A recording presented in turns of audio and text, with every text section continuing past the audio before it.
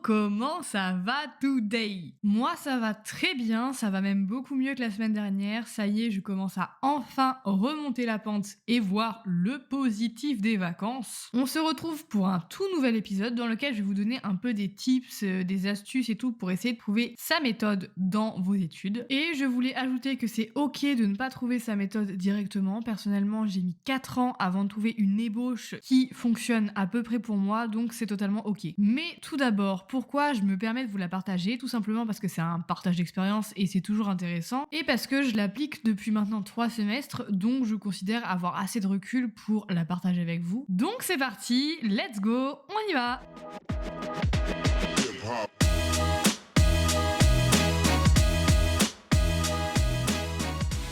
Cet épisode va être organisé de la manière suivante. Je vais vous donner les grands points pour trouver sa méthode et je vais faire un parallèle avec moi et ce qui a fonctionné pour moi. Mais comme ce qui fonctionne pour moi ne fonctionne pas forcément pour vous, alors j'ai décidé de vous expliquer comment trouver ce qui fonctionne pour vous, parce que c'est un peu le but du truc quoi. Sachant que j'ai testé de multiples méthodes qui n'ont pas marché avant de trouver la mienne, vous l'aurez compris, mais cet épisode est plus structuré, j'ai en effet écrit une intro et une conclusion. Et oui, mesdames et messieurs, j'ai travaillé, ainsi qu'un certain nombre de points à aborder. Alors, sans plus tarder, on commence dès maintenant. La première chose à avoir en tête, c'est qu'une méthode, on ne la trouve pas en claquant des doigts, c'est quelque chose qui se fait sur la durée, en apprenant à vous connaître. Et ça, c'est vraiment un point essentiel. Une des premières choses à savoir, c'est qui vous êtes finalement. Est-ce que vous êtes un peu la team flemmard, un peu la team je fais des fiches, un peu la team je récite à mes parents, ou alors moi je fais que lire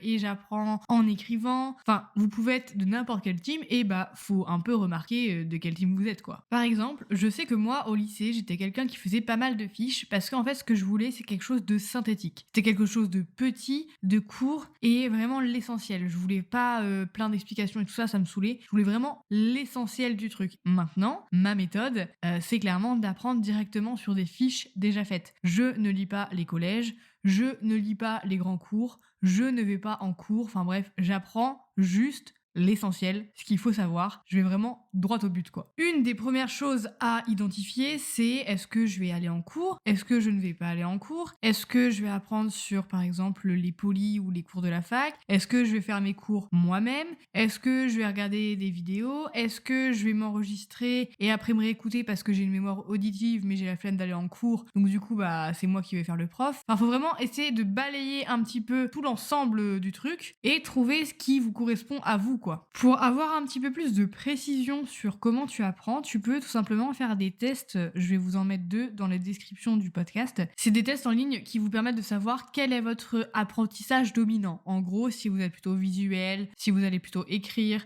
si vous êtes plutôt auditif, si vous avez besoin de, par exemple, toucher une balle. Je sais qu'il y a des gens qui ont besoin de toucher quelque chose quand ils apprennent. Voilà. Vous allez répondre à la QCM et ça va vous dire, vous êtes plutôt de cette team-là, quoi. Et ça peut être intéressant de le savoir parce que oui, je sais que moi, par exemple, j'apprends avec un peu toutes les méthodes, mais je sais que je suis quelqu'un de plus visuel. Donc, ça m'oriente vers le fait de faire des fiches plutôt mind map, des trucs un peu graphiques, plutôt que faire des fiches où juste j'écris. Alors qu'il y a d'autres personnes, par exemple, j'ai une pote, elle est plus, elle écrit tout ce qu'elle apprend. Elle réécrit vraiment ses collèges, limite. Donc, c'est vraiment opposé, alors que toutes les deux, on utilise un stylo, mais pas de la même manière parce que elle apprend mieux en écrivant, alors que moi, j'apprends mieux en voyant. Tu peux aussi demander à tes potes ou à ta famille comment ils te perçoivent, c'est-à-dire que quand tu apprends et tout, qu'est-ce que tu fais? Peut-être que toi, ça te vient pas à l'idée parce que on est dans notre truc et tout, mais vu que eux, ils ont un regard extérieur, ils vont peut-être être plus objectifs et vont te dire en fait, tu écris beaucoup quand t'apprends, ou en fait, tu parles à voix basse, machin.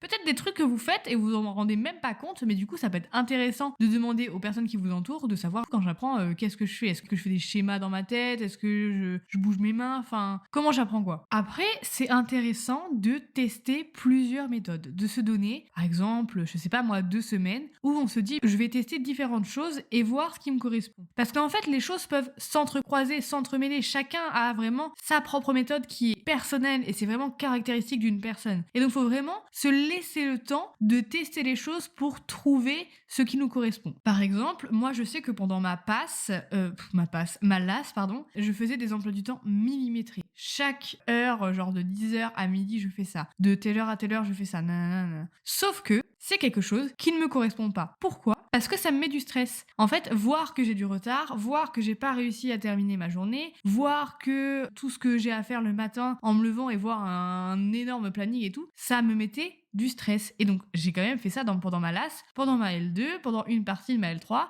Et à un moment donné, je me suis dit, mais ça ne fonctionne pas pour moi. Pourquoi je fais ça? Et en fait, ce qui marche pour moi, c'est de marcher à la semaine, voire même au semestre. Mais ça, je vous l'explique après. Mais ce qui est important, c'est de savoir se remettre en question. Et moi, ça, je savais pas le faire. Je me disais, faut que je fasse tant de choses et tout, donc faut que j'ai un emploi du temps millimétré, sinon je vais jamais y arriver. Je pensais vraiment que j'étais quelqu'un qui avait besoin de cadre, d'un truc très rigide, alors que pas du tout. Et ça, je l'ai découvert au bout de 3 ans et demi de médecine, que les emplois du temps, ce n'était pas fait pour moi. Cette réflexion m'amène au point suivant, c'est savoir se remettre en question, tout simplement. C'est pas parce qu'on a fait toujours d'une certaine manière que c'est la bonne manière. C'est pas parce que ça marchait au lycée que ça va marcher en médecine. Et c'est pas parce que quelque chose marche en médecine que ça va marcher ailleurs. Il y a toujours une sorte de remise en question, de trouver l'équilibre, de trouver son truc à soi. Et ça, c'est assez difficile, je l'avoue, mais c'est intéressant de pouvoir se remettre plusieurs fois en question. Par exemple, cette année, pendant mon année d'externat, j'ai commencé à prendre mon premier semestre avec les fiches EDNI. Ça a très bien marché, j'ai eu mes partiels, mais ça me demandait beaucoup d'organisation, beaucoup de... fallait que je mette chaque fiche dans les classeurs, et après les classeurs, fallait que je les range, et nanana. Enfin, ça me demandait une organisation, fallait que j'imprime et tout. Fallait que je m'organise pour imprimer mes cours, savoir quels cours j'allais faire et tout. Enfin, c'était super chiant. Alors que, au S2, un mois après avoir commencé, donc fin janvier, avoir commencé sur des fiches EDNI, j'ai décidé finalement de basculer sur les fiches La Martingale. Tout simplement parce que c'était plus simple pour moi, c'est déjà imprimé, c'est en couleur, c'est rangé dans des gros livres, j'ai rien à faire, j'ai juste à prendre le livre, à trouver le chapitre qui m'intéresse et à le lire, basta. Donc moi, ça m'arrange parce que moi, je suis quelqu'un d'assez flemmarde, entre guillemets. Donc, voilà, faut trouver son truc. Si vous, au contraire, ça vous aide de mettre les choses dans les classeurs, dans les porte-vues, de mettre de la couleur, d'agrafer, de faire vos propres, comment on appelle ça, la devanture de cahier, c'est pas des devantures, mais vous m'avez compris, et faites les choses qui vous font kiffer, entre guillemets, et qui marchent pour vous, qui vous arrangent, qui vous plaît, le truc qui fonctionne, quoi. L'organisation, c'est vraiment primordial, juste pour savoir vers où vous allez et comment vous y allez. Est-ce que vous allez utiliser les collèges? Moi, je sais qu'il y a beaucoup de gens qui utilisent les collèges et qui font des fiches. Est-ce que vous avez utilisé directement les fiches? Est-ce que, par exemple, si vous êtes en L2, L3, vous allez utiliser les polis de la fac qu'on fait entre étudiants? Est-ce que vous allez aller en cours? Est-ce que vous allez aller en cours, enregistrer, puis refaire le cours chez vous? Il y a plein de méthodes différentes et il faut vraiment prendre celle qui vous correspond et pas celle que fait ou font les autres. C'est pas parce que moi je sais que quand j'ai dit que j'allais prendre les fiches, les gens ils étaient en mode ah ouais mais tu vas louper plein de détails, il va te manquer plein de trucs. Peut-être pas, mais moi ça me correspond, donc autant que je fasse quelque chose qui me correspond plutôt que d'ouvrir un collège et de m'endormir littéralement dessus, ça ne sert à rien, ça me fait perdre du temps, donc autant que je passe direct mon temps sur des fiches quoi. N'oubliez pas que la personne qui vous connaît le mieux, c'est vous-même, donc peu importe ce que dit Pierre, Paul, Jacques, Mireille, Mathieu, n'importe qui, on s'en fout, vous devez faire ce qui vous convient à vous et c'est tout. Et pour savoir ce qui vous correspond, je vous conseille de tester. Moi, je suis allée en cours et j'ai vite déchanté, j'arrivais pas à rester concentrée plus de 2 minutes sur ce que disait le prof, donc ça servait à rien. J'ai essayé de faire mes propres fiches, mais encore une fois, ça ne marche pas spécialement parce que moi, je recopie juste ce que je lis, mais je n'apprends pas plus que ça. Genre vraiment, je vois un mot qui est intéressant, je suis en mode hop, je le note, mais ça rentre pas dans ma tête, donc ça ne sert à rien non plus. J'ai aussi essayé d'aller en cours, d'écouter le prof, d'enregistrer le prof, puis de refaire mon cours avec l'enregistrement. J'ai cru que j'allais me flinguer, c'est beaucoup trop long, ça me saoule, ça me prend un temps fou. Et en fait, moi j'ai besoin de beaucoup de temps pour apprendre. Donc tout ce qui est organisation du support, faire le support, mettre la couleur, machin, ça me prend trop de temps. Et je passe directement à la phase, bam, j'apprends, bam, on y va. Alors oui, il y a des gens, ils vont me dire, oui, mais moi j'ai vraiment besoin de comprendre les choses avec des grandes phrases et tout. Si vous me dites ça, c'est que déjà vous avez une idée de votre méthode. Moi, c'est pas le cas. J'ai pas besoin d'avoir des phrases. On m'a souvent dit oui, mais tu vas voir dans les fiches, tu vas rien y comprendre. Vraiment, moi, ça fait sens. Je comprends de A à Z ce que le cours essaie de me dire. Vraiment, pour moi, c'est très très clair. Alors que pour d'autres personnes, c'est absolument pas clair. C'est juste des mots empilés et eux, il leur faut des phrases. Mais ça, c'est à vous de le savoir. Et encore une fois, c'est à vous de le considérer parce que je sais que j'ai des potes qui ont essayé ma méthode et qui se sont dit ouais, c'est plus rapide et tout, mais ils ne comprennent rien. Donc ça ne sert à rien. Faut vraiment faire ce qui vous convient à vous. J'arrête pas de le répéter, mais c'est vraiment ça quoi. Donc je pense que vous l'aurez compris, mais il faut choisir le bon support. Et encore une fois, pour savoir quel est le bon support, il faut juste essayer et essayer tout ce que vous pouvez essayer, tout ce qui vous tente et voir ce qui vous correspond. Mais souvent, ce qui nous correspond, c'est pas quelque chose d'extrêmement éloigné de ce qu'on avait avant, de ce qu'on faisait au lycée et tout ça. Faut pas aller chercher, je trouve que, enfin, en tout cas, je pense que c'est plus rare que quelqu'un se découvre une nouvelle méthode, une nouvelle façon d'apprendre, tout nouveau en médecine ou pendant ses études. Moi, je pense que ça correspond quand même à ce qu'on fait depuis plus ou moins tout le temps. Moi, j'ai plus ou moins tout le temps voulu apprendre sur des trucs synthétiques, ça se confirme encore maintenant. Alors, par exemple, moi, j'ai ma pote qui préfère entendre, encore maintenant, elle préfère entendre. Une autre pote qui préfère écrire, encore maintenant, elle préfère écrire. Donc finalement, la réponse, on l'a déjà un petit peu. Bien entendu, faut se perfectionner, faut la trouver, machin, il y a tout un tas d'autres trucs à faire, mais l'essentiel, la base, souvent, on l'a déjà. Mais parfois, on veut pas l'accepter parce qu'on a la flemme. Moi, je sais qu'il y a une pote, elle sait qu'elle doit faire des fiches, grave la flemme de les faire. Et pourtant, elle sait que c'est comme ça qu'elle apprend. Donc vous voyez, c'est un peu, des fois, on se dit, ouais, vas-y, je vais changer de méthode parce que cette méthode-là me correspond pas. En fait, c'est plus, on a la flemme de faire la fiche en question. Je comprends totalement qu'on peut avoir la flemme de faire des fiches. Et dans ce cas-là, faut peut-être trouver une autre méthode, mais qui se rapproche un peu de la fiche. Et pas forcément partir sur un truc totalement opposé. Après, bien entendu, c'est à ajuster en fonction du temps, de où on est dans nos études, ce qu'on nous demande, et aussi à adapter selon la matière. Par exemple, la LCA, je vais pas la travailler du tout de la même manière que la cardiologie. C'est vraiment pas pareil. C'est comme les biostatistiques, on va pas du tout les travailler de la même manière que la biologie cellulaire ou que l'histologie. C'est vraiment deux choses différentes. Et dans un, il va falloir faire beaucoup d'entraînement, dans l'autre, il y aura sûrement autant d'entraînement, mais ça sera différent. Ça sera pas des calculs, ça sera pas un raisonnement, ça sera vraiment de l'apprentissage. Et faut ajuster en fonction de ce que l'on fait, ça c'est logique. Ensuite, concernant les emplois du temps, il faut un peu savoir si on a besoin de quelque chose de très cadré, de très rigide, de très précis, ou si on est plus un peu dans des buts, des objectifs. Par exemple, moi, comme je vous le disais au début, j'ai vraiment essayé l'emploi du temps à la semaine, heure par heure, minute par minute, et finalement c'est quelque chose qui me correspond pas du tout. Moi, je fonctionne plus à la semaine et au semestre. C'est-à-dire que je vais me dire, à cette époque-là du semestre, vers cette date-là, faut que tu aies fait à peu près tant de choses. Vers cette date-là, faut que tu aies fait à peu près tant de choses, et ainsi de suite. Ces choses-là, après, je vais les remettre en semaine, c'est-à-dire que je vais me dire, je sais pas moi, du 1er août au 1er octobre, faut que j'ai vu, je sais pas, je vais dire n'importe quoi, 50 items. Ok, donc, faut que j'envoie 25 par mois. Je divise 25 par 4, du coup, faut que j'envoie à peu près 6 par semaine. Voilà, j'ai une idée. Je viens de dire, il faut que j'envoie. Il faut que j'en vois. Je sais pas si vous avez remarqué, mais j'ai un peu des tendances à zeuzoter ou à écorcher les mots. Je suis désolée, je m'excuse, voilà, c'est comme ça que je parle. J'en fais pas exprès, c'est ma voix. Sorry.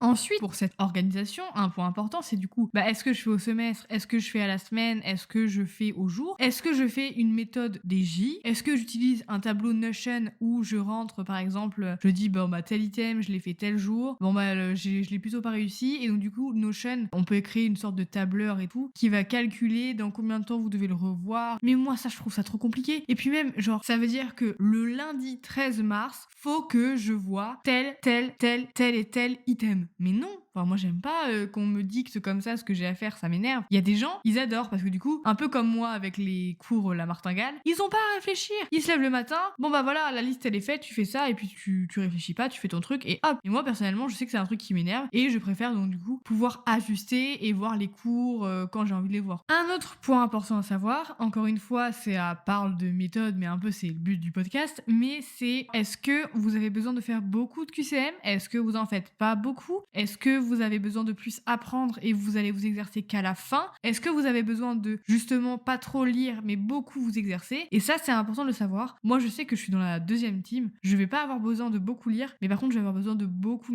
m'exercer. Et avant, je faisais une erreur. Je considérais que j'avais besoin uniquement de 2 semaines pour réviser tout mon semestre. Sauf que ça ne marche pas chez moi. J'ai besoin d'un mois et demi. Et oui, ça n'a aucun sens. Mais en fait, ma deuxième lecture, parce que je fais que 2 lectures, ma deuxième lecture, c'est la lecture où je considère que je suis en phase de révision. Ça n'a aucun sens. Peut-être que les gens vont se dire, mais oui, mais du coup, t'es en révision à la moitié du semestre. Oui, totalement. Voilà. Je le vois comme ça, et donc du coup, ça m'aide à mieux me concentrer, à plus travailler, et surtout à faire plus d'ancrage, plus de QCM, et à mieux ancrer toutes les notions, finalement. Et pour rebondir sur ce que je disais, c'est important de savoir combien de fois on a besoin de lire le cours. Encore une fois, une erreur que j'ai faite, c'était de lire le cours très rapidement, mais de le lire 10 fois. Mais je le lisais rapidement. Il y a des gens chez qui ça marche, moi, en fait, ça ne marche pas. Mais vu que j'avais la flemme de lire, j'étais en mode ouais, je m'en fous, et bam, genre je finissais le cours, j'étais en mode ouais, c'est bon, je l'ai lu. Mais non, c'est pas vrai, je l'ai pas lu, je sais même pas de quoi ça parle. Alors que maintenant, je fais beaucoup moins de lectures, mais vraiment beaucoup moins de lectures. Je fais genre 2 à 3 lectures par semestre, grand max, vraiment. Et pas sur tous les chapitres, hein, bien entendu, 3 lectures, c'est pas sur tous les chapitres. Hein. J'essaie de faire au minimum de lectures, mais